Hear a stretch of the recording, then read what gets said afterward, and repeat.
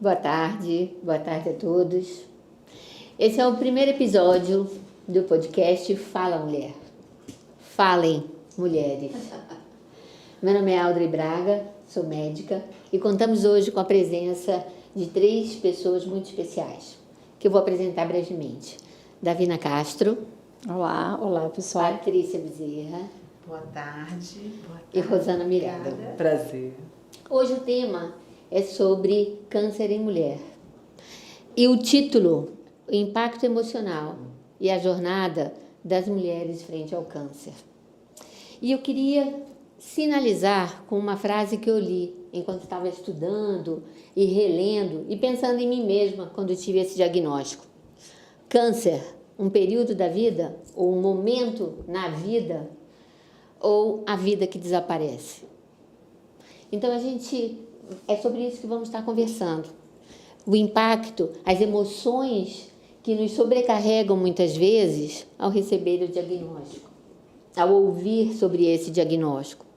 E eu não pude deixar de pensar quando, há 22 anos atrás, eu tive o diagnóstico de câncer e, segundo meu filho, que me perguntou na ocasião, mãe, o seu câncer é bonzinho? E eu tive que responder para ele que sim, graças a Deus o meu câncer era bonzinho. E quando eu li essa frase, um momento da vida, ou é a vida que vai desaparecendo, eu tive que pensar também no impacto sobre a qualidade de vida.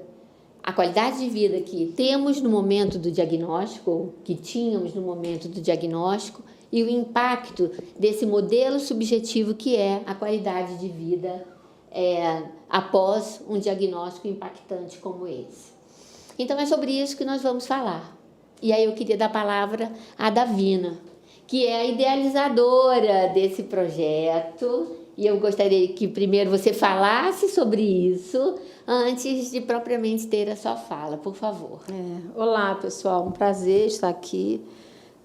Nós pensamos nesse projeto e em 1 mês e meio a gente conseguiu materializar, e vocês toparam, e com isso a gente foi conversando e os temas foram crescendo. E até o nome Fala Mulher nasceu de uma colega nossa que a gente ficou pensando que nome daria para esse projeto. Aí ela, você não quer que as mulheres falem? Então é Fala Mulher, que a Adriana Calil, ela vai estar aqui na segunda-feira para falar do projeto, que vocês vocês construíram, que é Cuidando do Cuidador, sobre mães atípicas.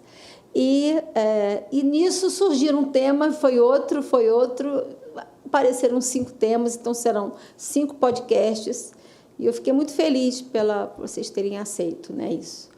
Na realidade, eu tive um diagnóstico de câncer coloretal em fevereiro, mais ou menos, desse ano.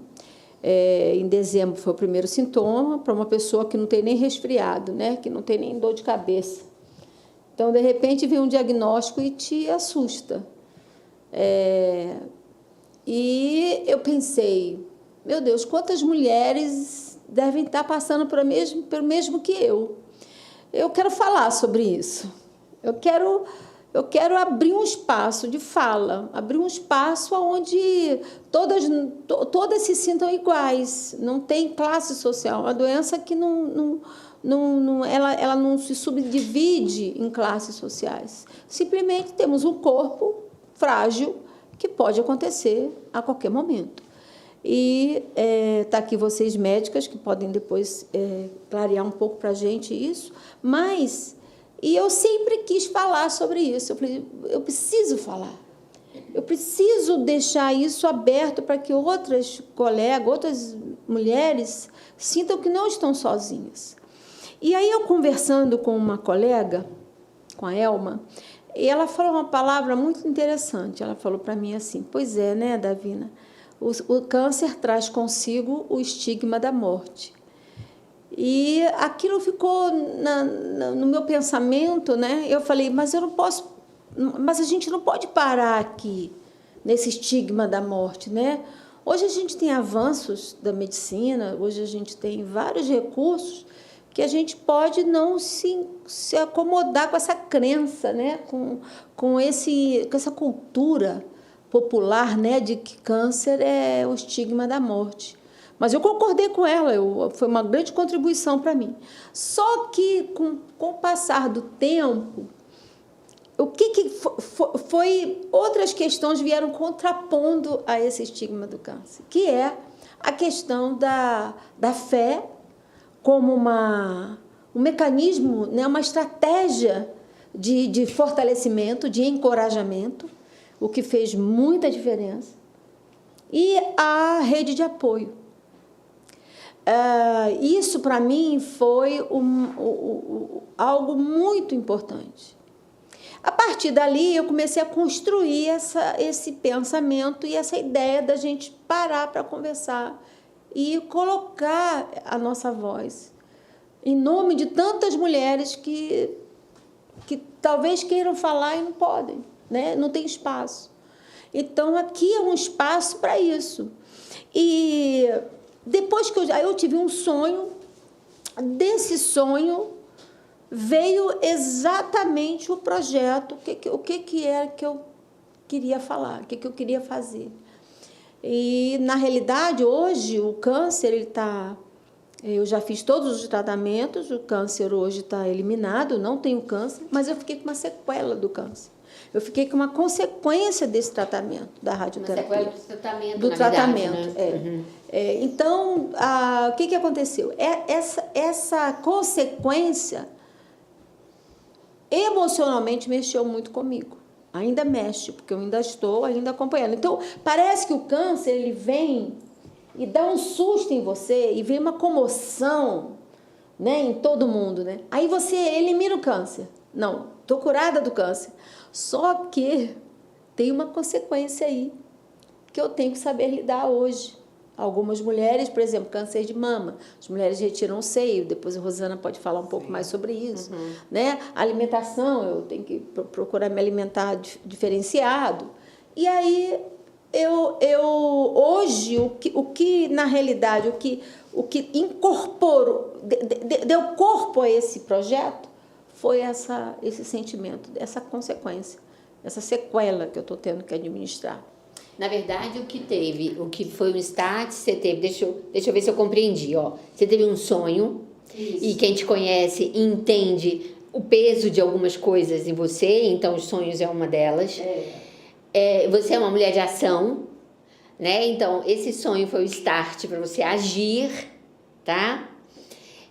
Ter uma sequela de um tratamento impactante, de uma doença impactante, que é um câncer, mobilizou tudo isso. Mas e as emoções? Quais foram as emoções? Porque nós estamos falando sobre isso. Exatamente. Nós estamos falando do impacto emocional do câncer na vida de uma mulher. Quais foram as emoções? A minha, principalmente, foi na feminilidade, né? Que é o que é muito comum, doutora Rosana. É muito comum. Foi na minha questão, mexeu com a minha feminilidade. Apesar, hoje eu sou divorciada, eu não tenho companheiro, mas eu fiquei imaginando, né, a mulher que tem um companheiro, que tivesse uma sequela como essa que eu estou tendo que lidar e tratar, né? Logicamente estou tratando, mas ela terá um fim, mas enquanto não tem, aquilo vai mexendo com você. Então, a grande sequela emocional para mim foi na minha feminilidade. Isso é que me movimentou, que eu falei assim, meu Deus, quantas mulheres podem estar. E aí, o que aconteceu? Uma amiga minha, doutora Socorro Cortes, que também vai estar aqui com a gente no tema envelhecimento, me passou um artigo médico-científico sobre esse problema que eu estou vivendo. E aí eu comecei a estudar, a ler, e eu falei, meu Deus, não é só eu, tem muitas mulheres assim. Então, vamos falar? Vamos jogar na internet, vamos jogar no YouTube e vamos falar sobre isso. Então, essa foi a grande motivação desse projeto. É muito interessante isso, Davina, porque, assim, como ginecologista, a gente se depara com esse diagnóstico quase que diariamente, né? Então, o desafio da medicina atual é pegar esta doença o mais precocemente possível. Se possível, ainda em fase preventiva, em fase em que ela ainda é uma lesão precursora. É uma lesão ainda que não avançou para o câncer. Mas vamos ao diagnóstico mesmo do câncer. Num consultório ginecológico, o que a gente percebe? Existe o medo. Existe o medo porque você está diante da finitude da vida.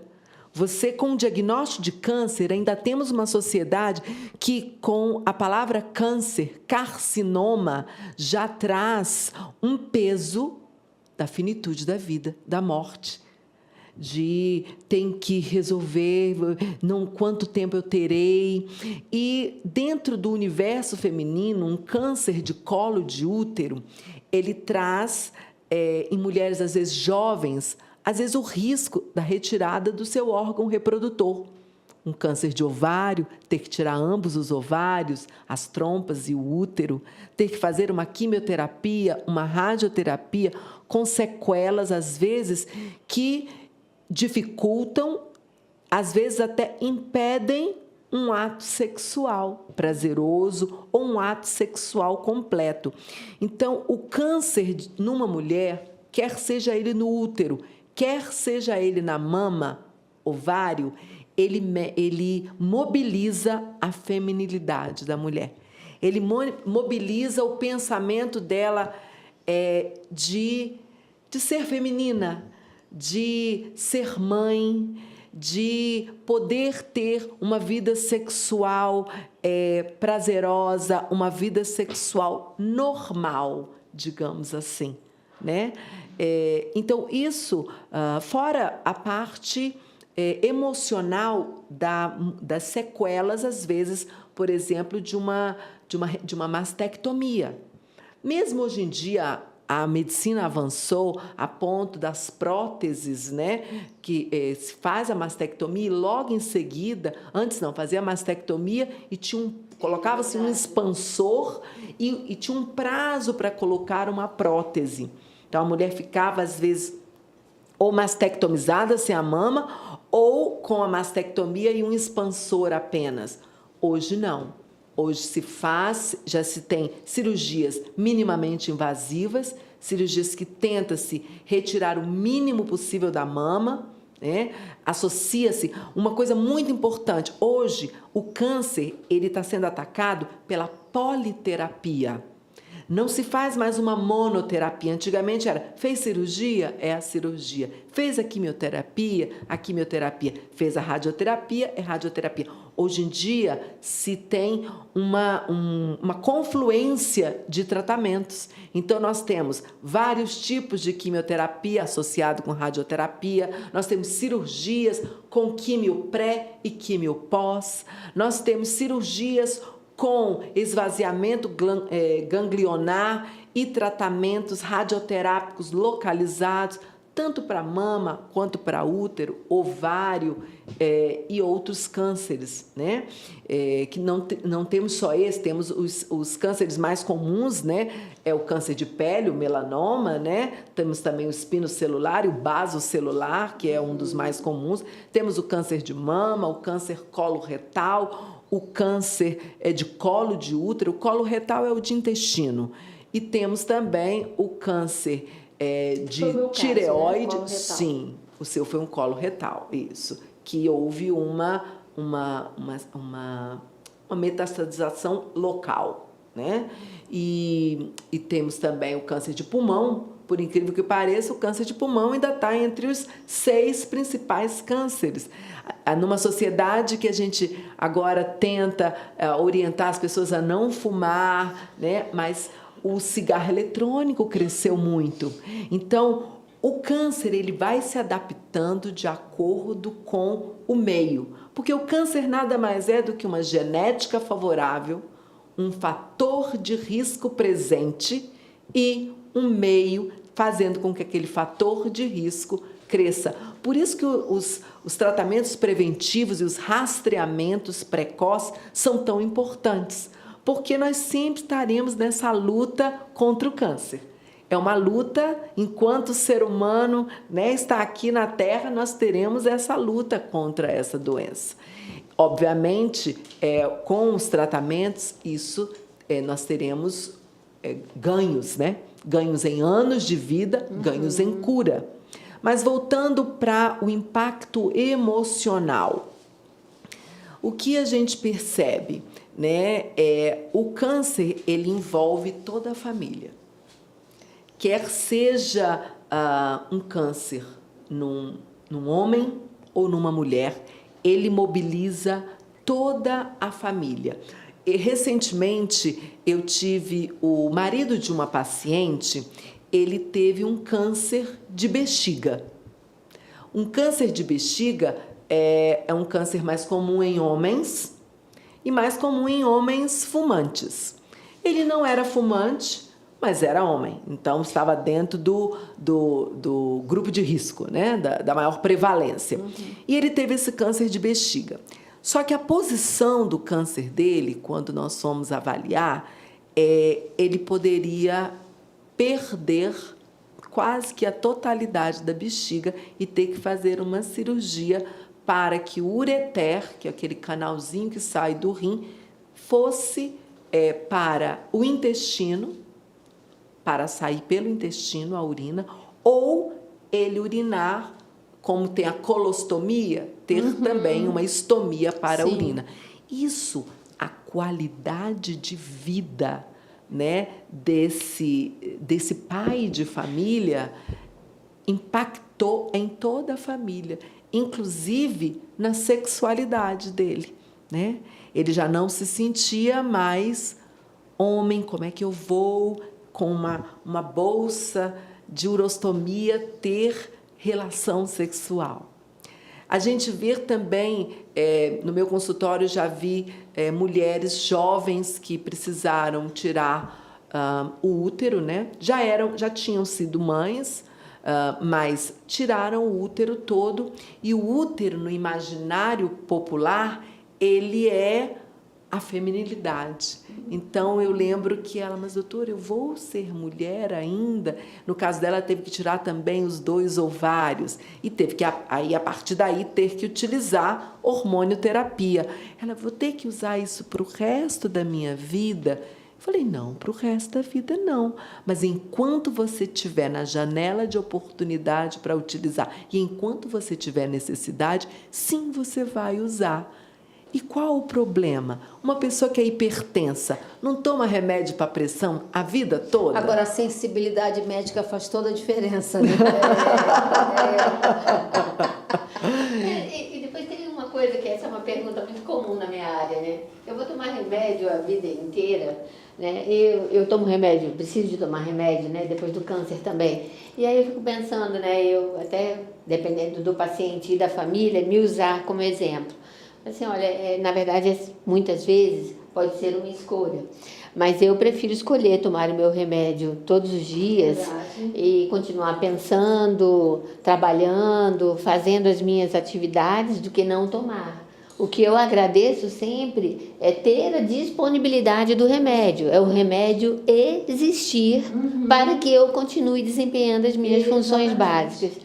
Então, a minha gratidão é o meu hormônio existir para eu tomar. E eu poder estar fazendo as coisas e topando os projetos das amigas. Então, para mim, está tudo bem, né? Está tudo bem. Mas eu imagino que tenhamos muitas histórias como essa, de consultório. Dentro desse Dentro desse impacto também, alguns casos me vêm assim à mente que foram bem fortes, né?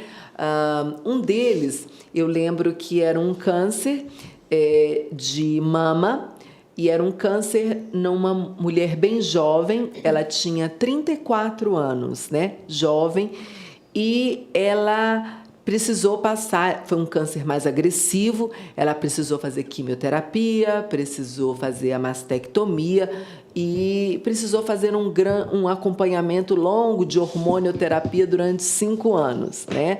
Para evitar a recidiva. E uma das coisas que eu me lembro é que, na época, a quimioterapia que ela usou, houve queda do cabelo, né? E isso trouxe para ela, ela era uma menina, uma jovem, né, de 34 anos, bonita, e quando ela veio a primeira vez, ela ainda estava com grandes madeixos, né, o cabelo longo, e aí, à medida que foram prosseguindo as consultas, a perda do cabelo até ficar totalmente careca, né? E o que acontece também em alguns casos? Às vezes, você tem um impacto no relacionamento conjugal, né? Nesse caso, houve. Eu fui acompanhando ela, né? Então, ela fez o tratamento.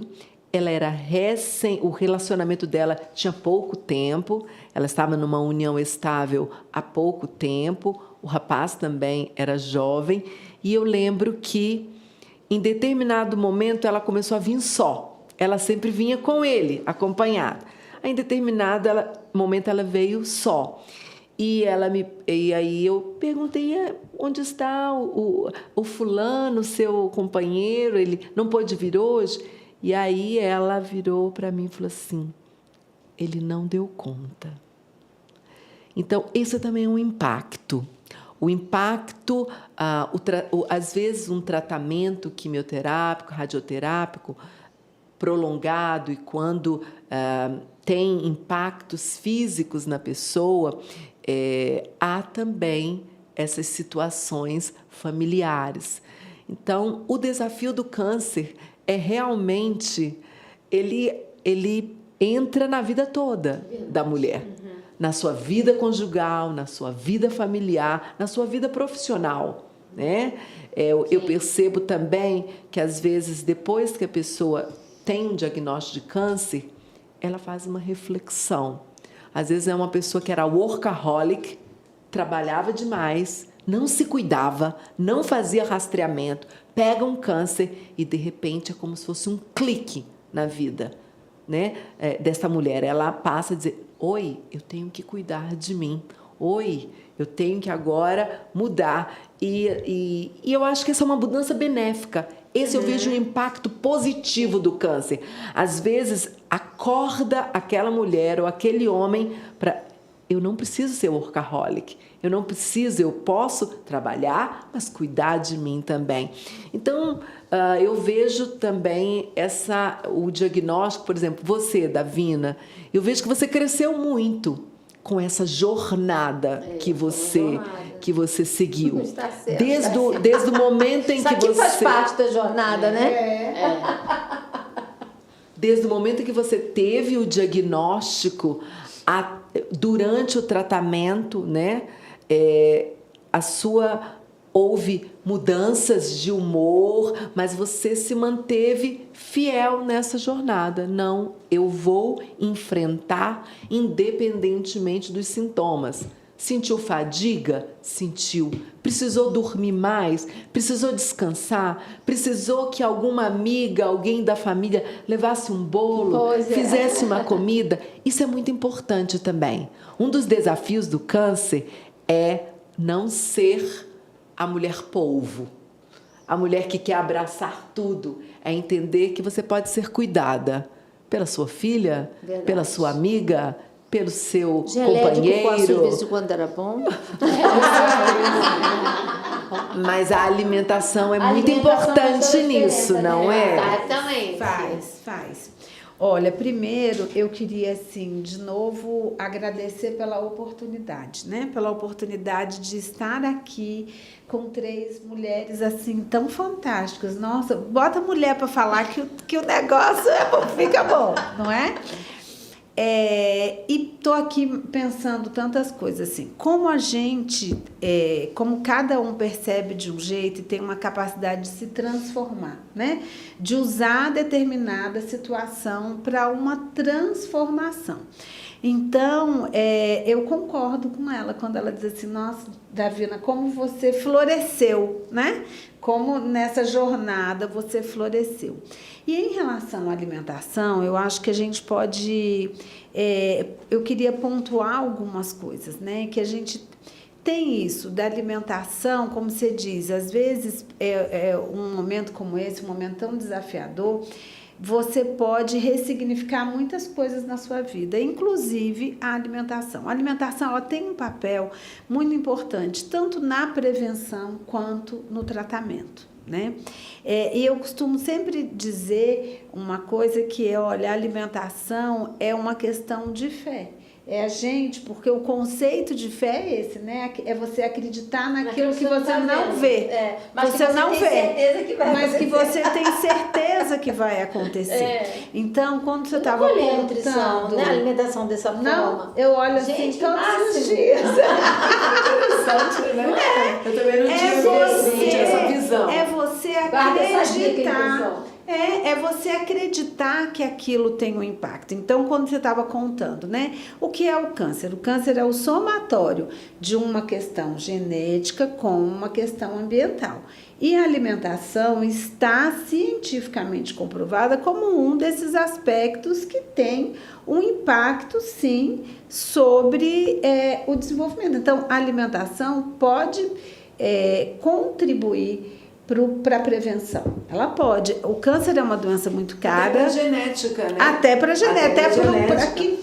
Quais são as características genéticas que você vai desenvolver, que vão aflorar? Porque às vezes você pode ter características genéticas que ao longo da vida vão ficar lá quietinha e outras vão se desenvolver. Então, o câncer tem esse papel na prevenção, a alimentação tem esse papel na prevenção do câncer, isso em termos de potencializar o potencial genético e também de proteger. Hoje a gente sabe que vários tipos de tumores estão associados ao aumento de tecido adiposo. Então, o tecido adiposo, a gordura, tem um papel inflamatório no nosso corpo. Não é só um papel de produção de energia, de proteção do calor, não é só isso, né?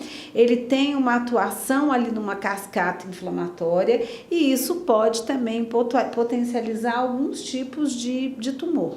Então, a alimentação, ela tanto vai participar na prevenção, você ter uma alimentação adequada, saudável, a manutenção do peso dentro de uma faixa, vão atuar na prevenção, assim como no tratamento. Então, tem horas que tudo que aquilo que a gente precisa é de uma geleinha de cupuaçu, como você disse, da amiga, ainda mais essa geleia que vem com lá tantos nutrientes, da com terrinha. tanto amor envolvido. Então, mas eu queria falar, antes de chegar um pouco nessa questão do tratamento em si, como o autocuidado é algo que tem que estar presente na nossa vida, né? Em todas as fases. O autocuidado em relação a tudo, e a alimentação, ela entra nesse autocuidado.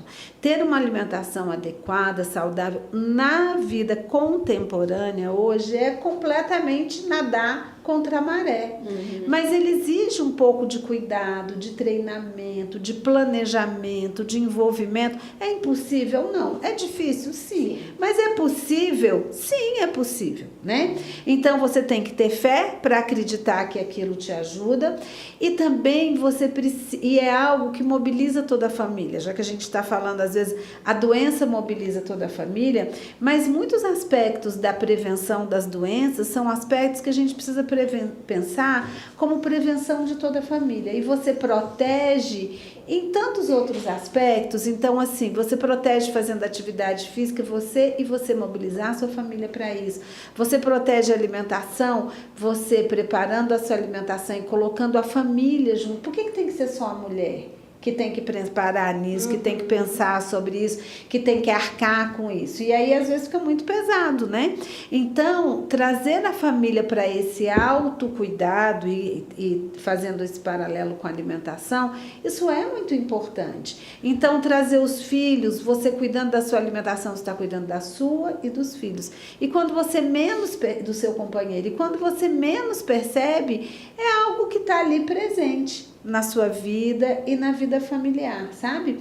Então, eu queria ressaltar que a alimentação tem esse papel na prevenção e no tratamento em diferentes fases.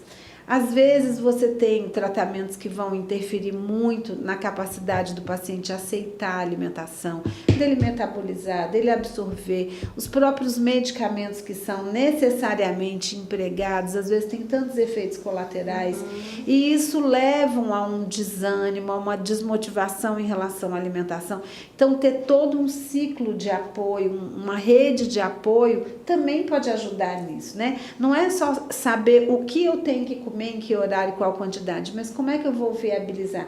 E todo o amor que envolve a questão da alimentação, eu acho que ele também contribui para esse tratamento e que às vezes é isso, a gente precisa em alguns momentos dar essa ajuda, em alguns momentos receber essa ajuda, né? Então,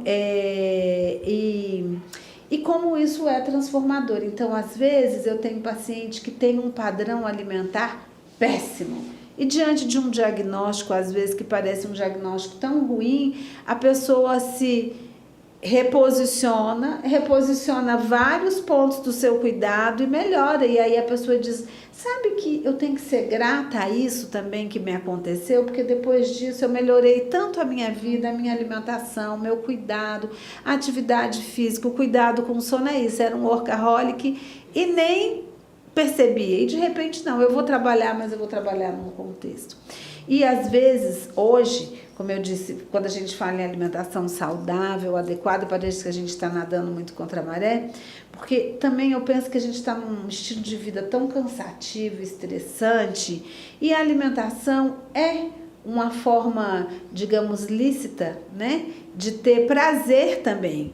E um prazer relativamente barato, que às vezes a gente perde o limite disso. Então, quando a gente fala de alimentação adequada e saudável, às vezes parece uma coisa assim muito... Era isso que eu queria falar um pouco sobre isso.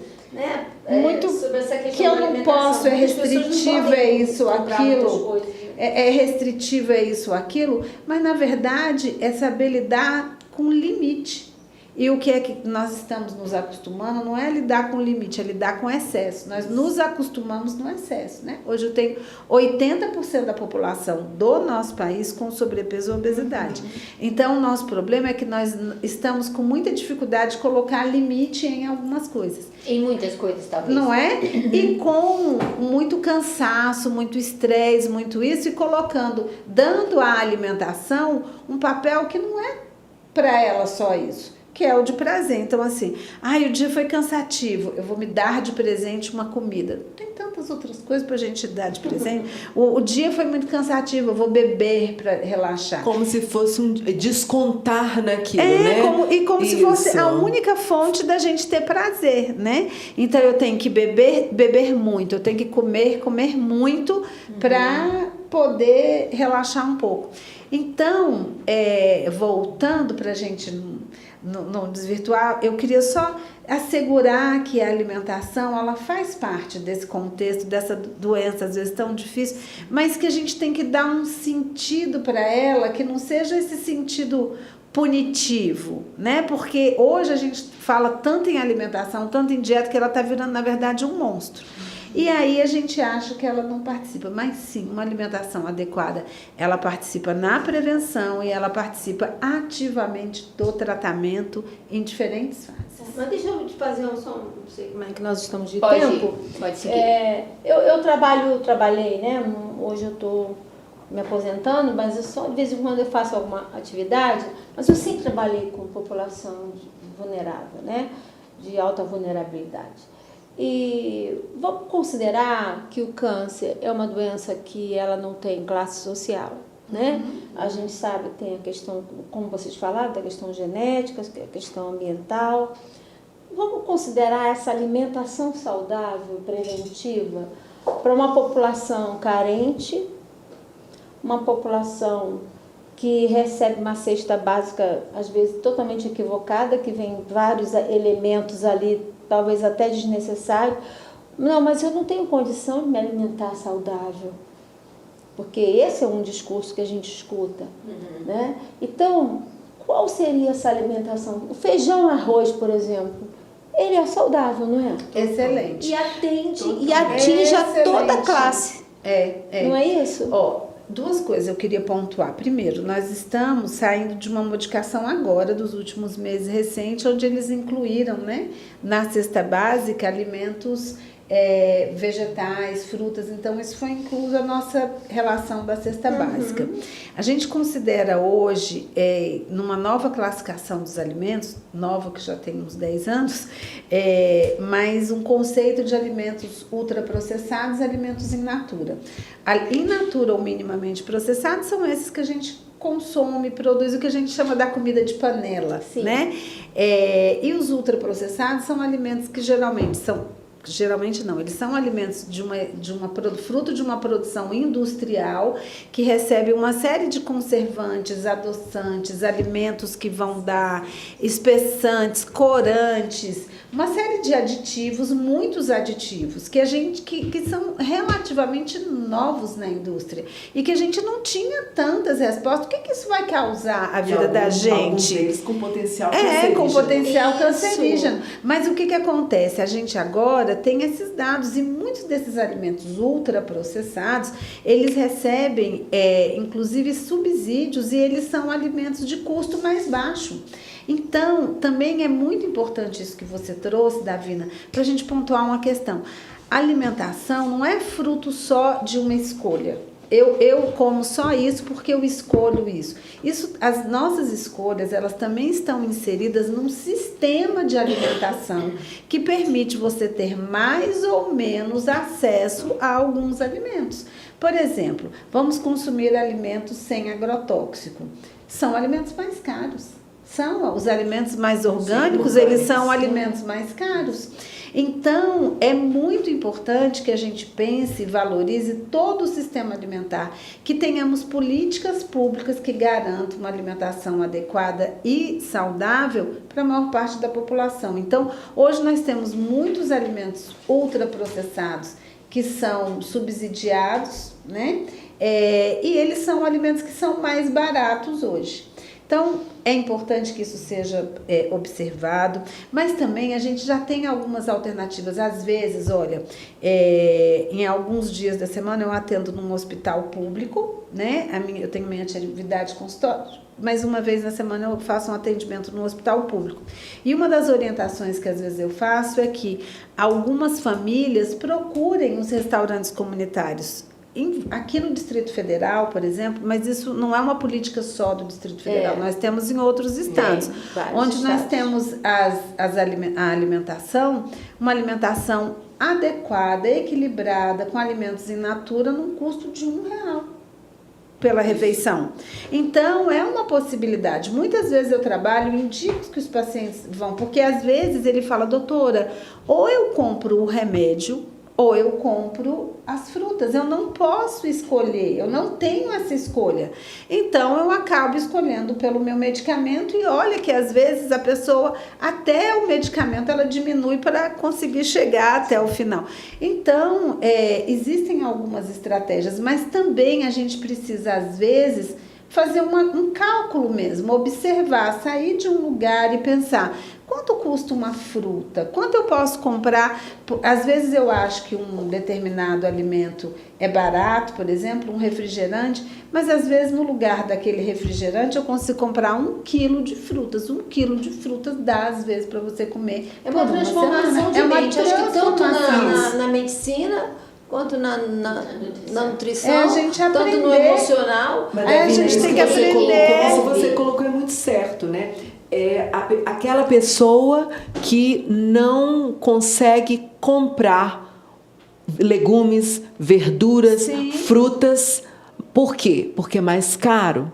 Então, um dos desafios que a gente vê hoje, que passa pelas políticas públicas, é a acessibilidade, tanto na parte da medicina, de conseguir uma consulta no SUS, uma consulta mais rápido, iniciar o tratamento. Já existem leis que em 60 dias, a partir do diagnóstico, você tem que iniciar o seu tratamento.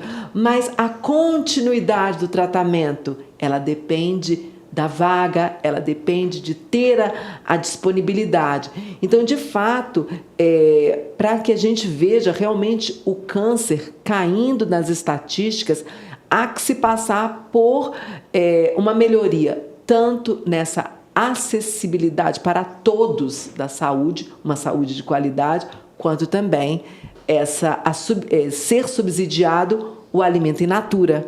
O Sim. alimento da cesta básica não ser ultraprocessado. Porque a batatinha frita, os chips, os Cheetos, é mais barato do que uma maçã, do que uma uva, do que uma laranja, do que uma tangerina, uma banana. Então, E isso... o que nós temos de propaganda? Não é sobre a banana. Não é sobre a verdade. banana. E dentro disso, algumas coisas simples que você pode fazer é escolher aquilo que está na safra, aquilo que está mais barato. O único alimento sobre isso. o único alimento que eu digo que ele não tem substituição é o leite materno, né? O leite materno é ele e acabou. acabou. Todo o Sim. restante você vai fazendo um ajuste. Então, se você vai comprar uma fruta, uma determinada fruta, esse mês essa fruta está muito cara, é porque ela não está na safra. Não compre. Vá para uma outra coisa que está mais em conta. Mas isso envolve né? o quê, gente? Isso envolve educação. Educação. Básica, né? Isso. Isso Educação. envolve um planejamento. Planejamento. Que envolve também um Impressionante que planejamento nada é financeiro. sozinho, né, Paty? Nada.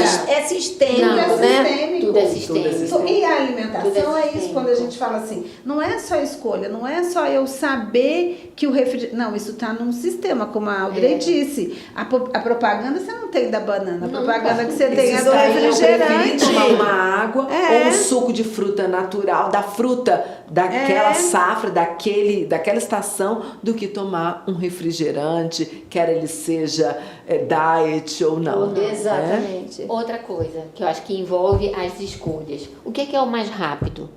O que está mais fácil? O que está pronto? Que acaba sendo também O um dos fast food, motivos das nossas escolhas, pelo que você começou a falar. Né? A correria do dia a dia, não estou justificando, ela existe. Né? E para a gente tomar as decisões, muitas vezes, mais acertadas, que envolvam e que tenham um impacto, e aí a gente já está até extrapolando, não estamos falando só aspas, não estamos falando apenas de pessoas envolvidas no tratamento do câncer, estamos falando da vida de todo mundo, Isso, né? Extrapolamos um pouquinho. A gente precisa fazer essas decisões ou tomar essas decisões antecipadamente. O planejamento. O danado do planejamento. O danado planejamento financeiro, o planejamento.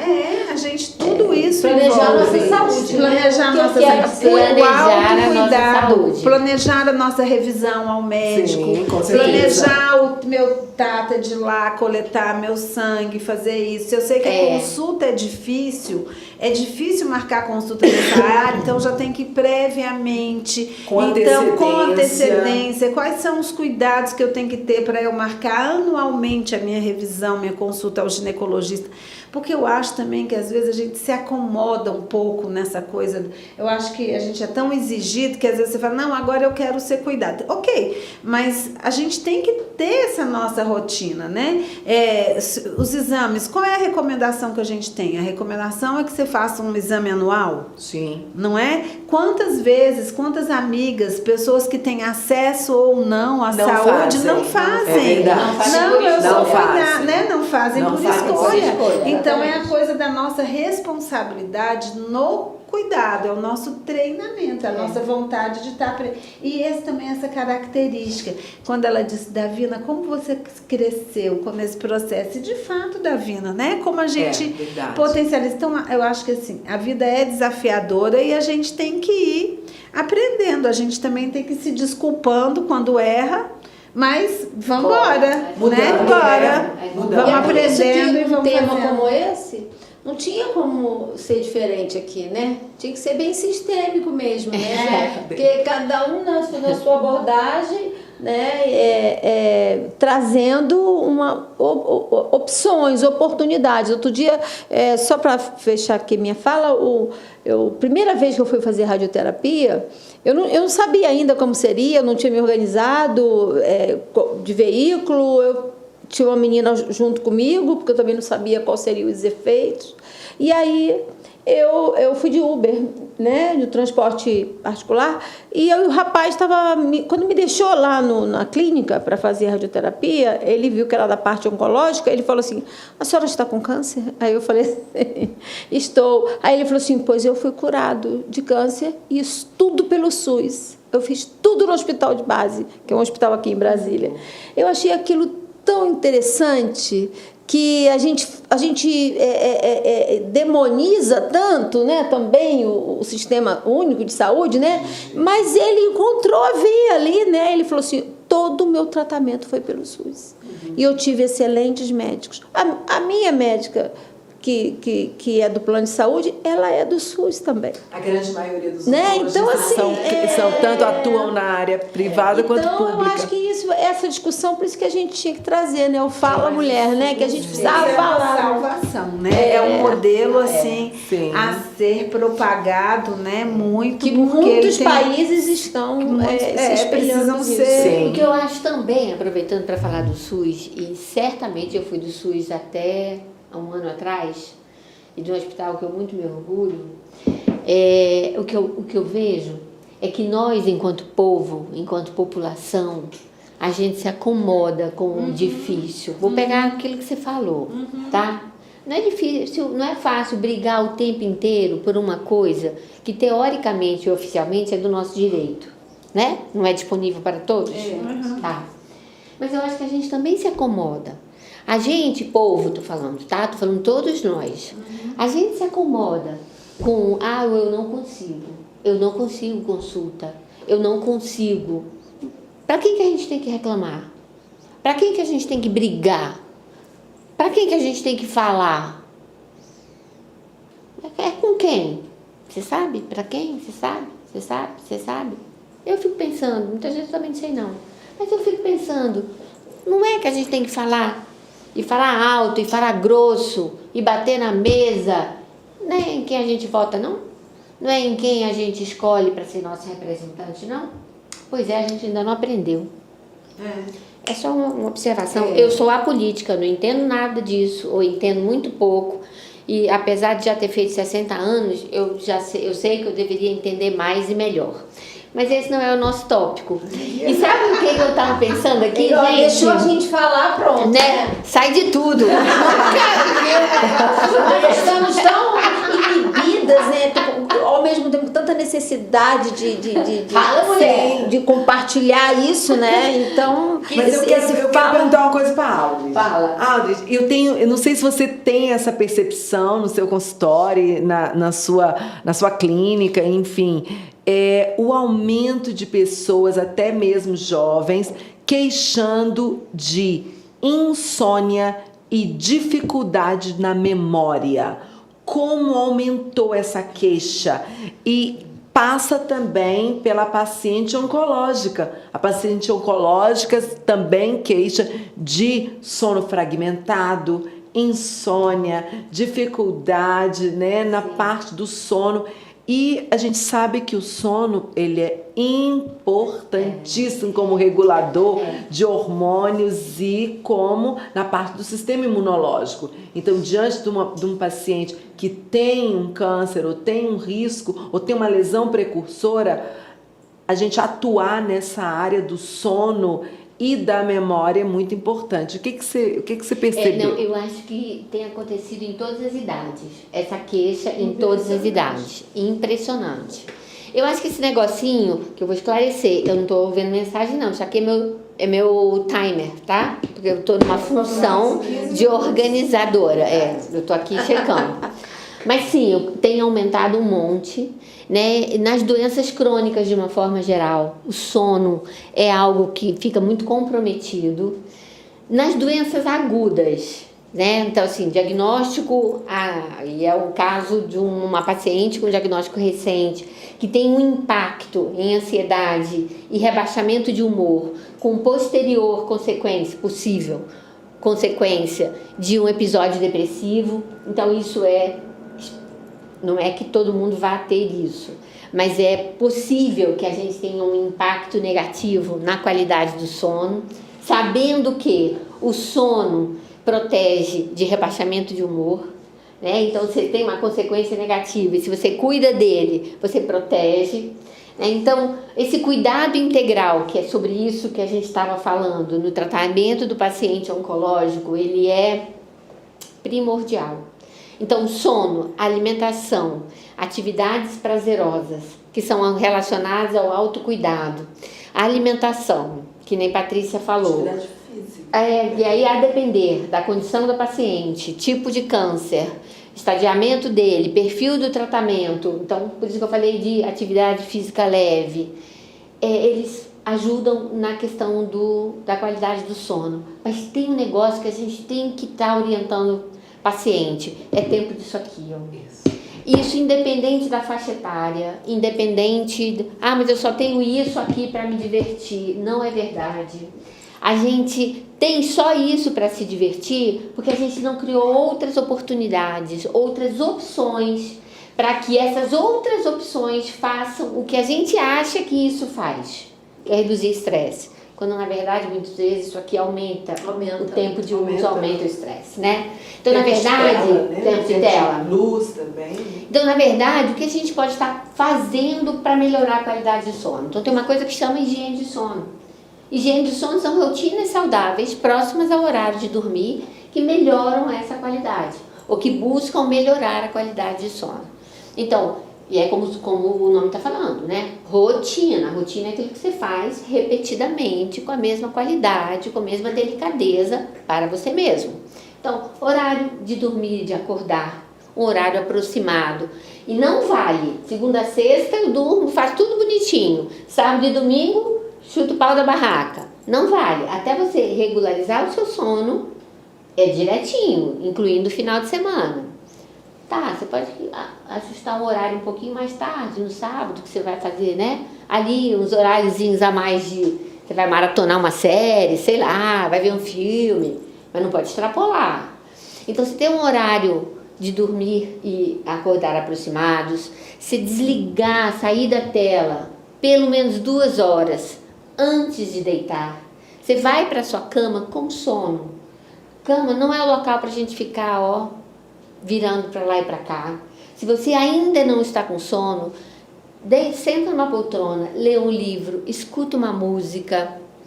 A hora que você vai deitar e você vai ficar com uma preocupação sobre o dia seguinte, que você tem o seu tratamento, que amanhã é o dia da rádio, que amanhã você tem que fazer sua químio, o sono não vai chegar. Né? Então, buscar para esse horário as atividades que te dão isso, Relaxamento. Né? Então, será que durante o dia, o que você pode fazer? É a sua yoga que você faz? É a sua meditação? É a sua respiração de 3 minutos? Então, existem algumas técnicas que você pode ir descobrindo e que te ajudam e que possam te ajudar nessa rotina e a construir também a sua higiene de sono. Isso vale super, super, super. Estava lendo sobre isso também e as estratégias criativas. Então, eu estava lendo sobre a escrita criativa. Escrever um negócio que tem... Acho que isso é um negócio que é forte em você.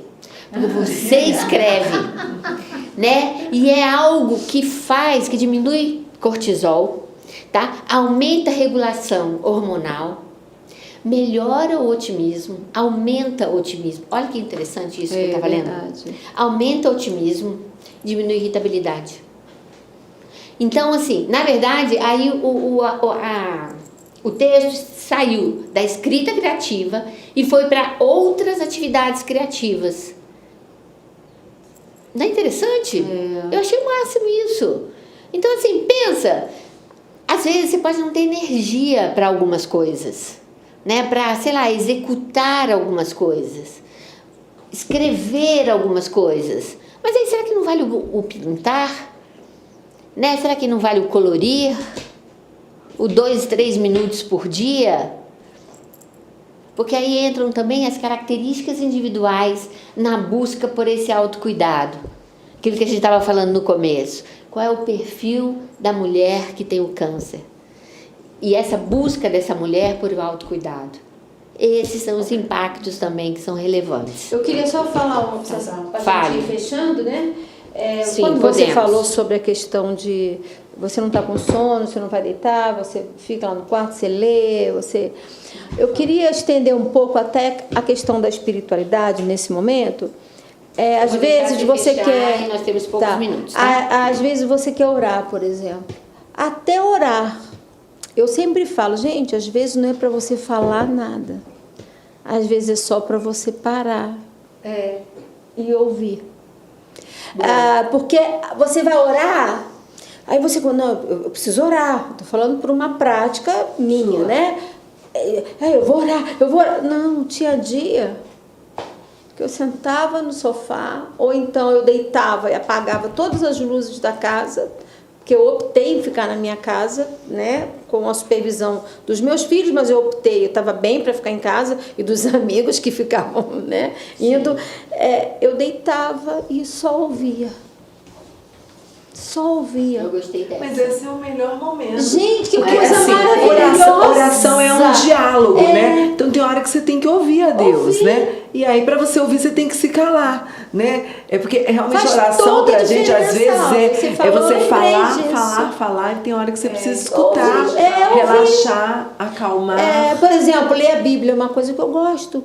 Eu tinha amigas que iam lá ler para mim. Eu deitada, elas liam. Sentava, elas ficavam lendo. Então é isso, eu acho que esse tempo, inclusive na espiritualidade, a gente tem essas formas importantes. Sair daquele padrão religioso no momento desse e se permitir ser tratada, né, pelo Pai mais maravilhoso que a gente tem, né? Então, vou te dar 1 minuto para começarmos a ir encerrando. Que bom. Eu queria Te dou 1 minuto. agradecer as meninas por toparem esse projeto, né? Por sentirem a minha dor, porque na realidade era uma dor minha, que vocês compartilharam, né? E aceitaram o convite. A você, mulher que está em casa, eu espero que esse projeto venha te dar a oportunidade disso aqui, de falar, né? Ouvir, e esse ouvir te dá instrumento para falar. E eu queria só repetir uma frase que eu iniciei, que era o câncer como estigma da morte, mas contrapondo com a fé, que é a tua estratégia de encorajamento e a sua rede de apoio, né? Então eu queria deixar aqui para nós essa dica. E muito obrigada por vocês terem participado, né? Vamos lá? Eu quero agradecer muito por esse momento. Acho que é um momento de muita sabedoria, né? Conviver com vocês, ouvir, falar sobre isso.